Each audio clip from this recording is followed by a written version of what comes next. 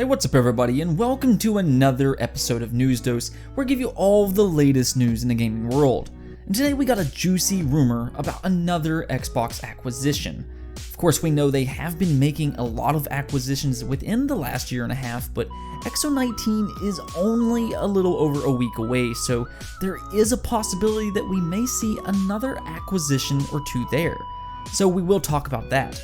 Plus, we have several other things to discuss today, such as we may have seen our first glimpse of Final Fantasy XVI, and Horizon Zero Dawn 2 may be in the works for PlayStation 5, so we will discuss those as well, and even more. But yes, XO19 is right around the corner, and if you have been paying attention to Xbox for the last few big conferences, they've made it a bit of a habit to announce studio acquisitions.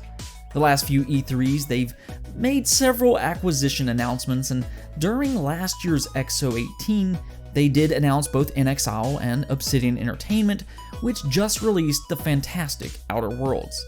Now, that doesn't mean that Xbox will absolutely be making an announcement of an acquisition at this year's XO19, but speculation has been running rampant, of course, and right now we're hearing that Playtonic Games may be a possibility, or at least could be contracted for a new Banjo-Kazooie game. And usually I wouldn't post about fan-made speculation, but this one seems to have some logic behind it, and the rumors have even made their way to Playtonic themselves as they responded on Twitter with a little joke encouraging you to buy their most recent release, Yooka-laylee and the Impossible Lair.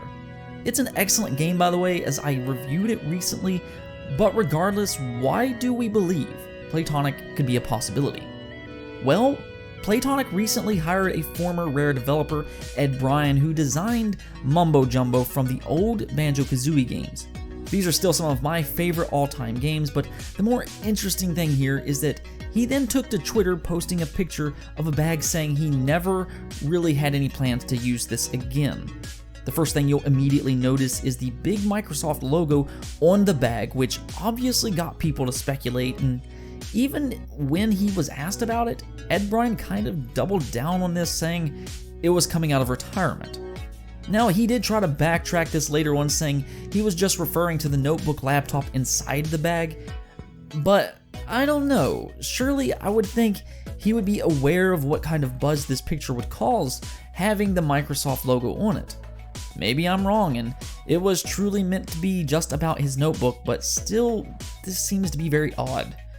It kind of reminds me of how Rare posted last year before XO18 that they were giving away Obsidian Hourglasses in Sea of Thieves as a mixer reward. And when Twitter users caught on to this possibly being a hint at the Obsidian Entertainment acquisition, which Rare then backtracked, and of course Obsidian did end up getting acquired. So this just seems to be the same thing here with Ed Bryan, and that's the thing. This isn't the only thing pointing at a possible deal between Playtonic and Xbox, as the co-owner of Playtonic, Gavin Price, recently changed his LinkedIn profile to Yooka-laylee, and the Impossible Lair, and in the foreseeable future, that game number 3, number 4, and the number 512, which is the one I always thought I would be game number 1.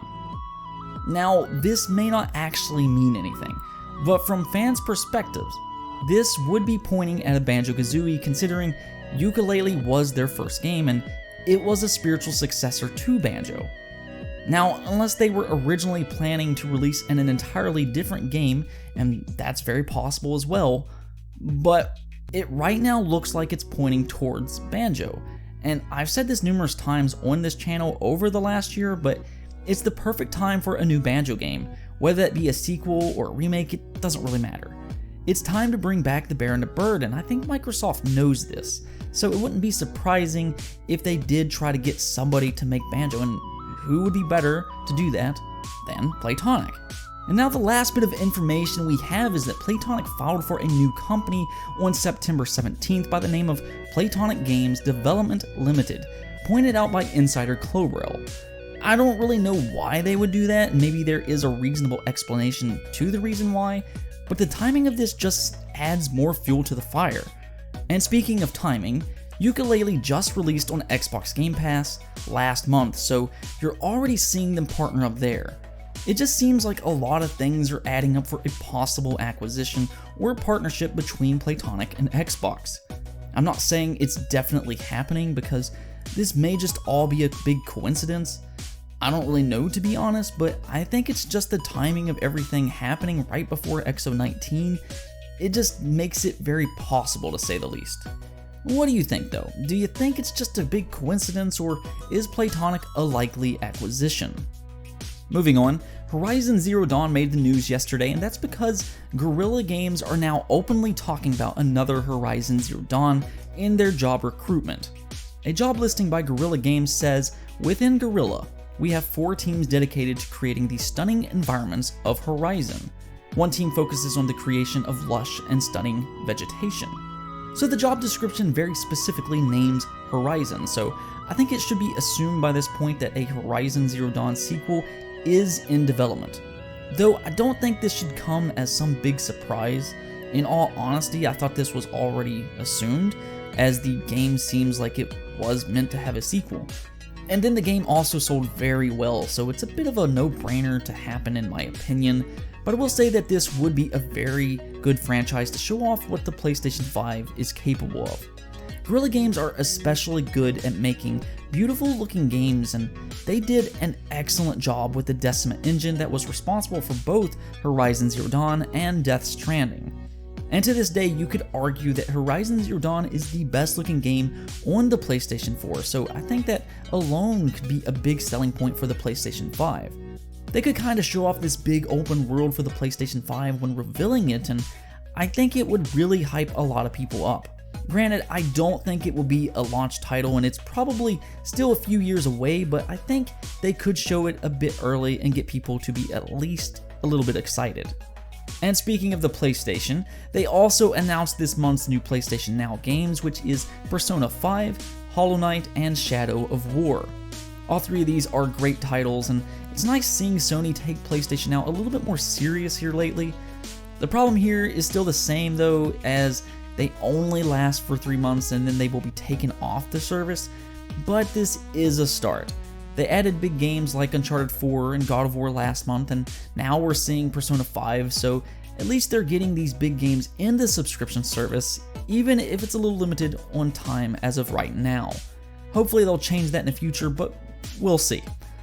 In other news, there will be a Nintendo Direct for Super Smash Bros. Ultimate for an in-depth look at the newest character, Terry Bogard. It appears that it will be similar to the last Smash Bros. Nintendo Direct, which had Sakurai talk about the newest character and shows off the moveset, and I think it's very possible that we may even get a release of Terry Bogard as early as tomorrow. The Nintendo Direct is pretty early though, at least for those on the Western Hemisphere, being 8 AM Eastern Time or 5 AM Pacific Standard Time, so yeah, I think a lot of people aren't going to be watching this event live. And honestly, I've not seen a lot of enthusiasm over Terry Bogard, so I think a lot of people are just ready to hear about the next character. Unfortunately though, Nintendo is saying there will be no new fighters announced tomorrow. Anyways, I hope you're still excited for Terry, and the wait's almost over. Now the last thing I want to talk about is a possible Final Fantasy XVI concept art that's on Square Enix's recruitment page. This is done by the 3rd development team, which is the ones behind Final Fantasy XIV. It's kind of hard to tell what this game is exactly, but you can make out a few things beyond it just having a gorgeous location with that castle. But there is a dragon and some kind of person in the left side of the photo. They don't seem to be fighting or anything, so it's possible they're friendly to one another, so I would be interested to see what that's about. And speaking of Square Enix, that wasn't the only thing that we heard about coming from them, because their first development team, which is responsible for Kingdom Hearts 3 and the Final Fantasy VII Remake, is also working on a new action-based IP for next-generation consoles. Now this is actually a completely new IP, so it's not from the Final Fantasy franchise or near anything like that. We know nothing about it other than that, but they have a very good pedigree, and I think it's something we can certainly be excited for next generation. Anyways though, that's it for this episode, but if you liked the video, don't forget to hit that subscribe and bell notification button. Peace out.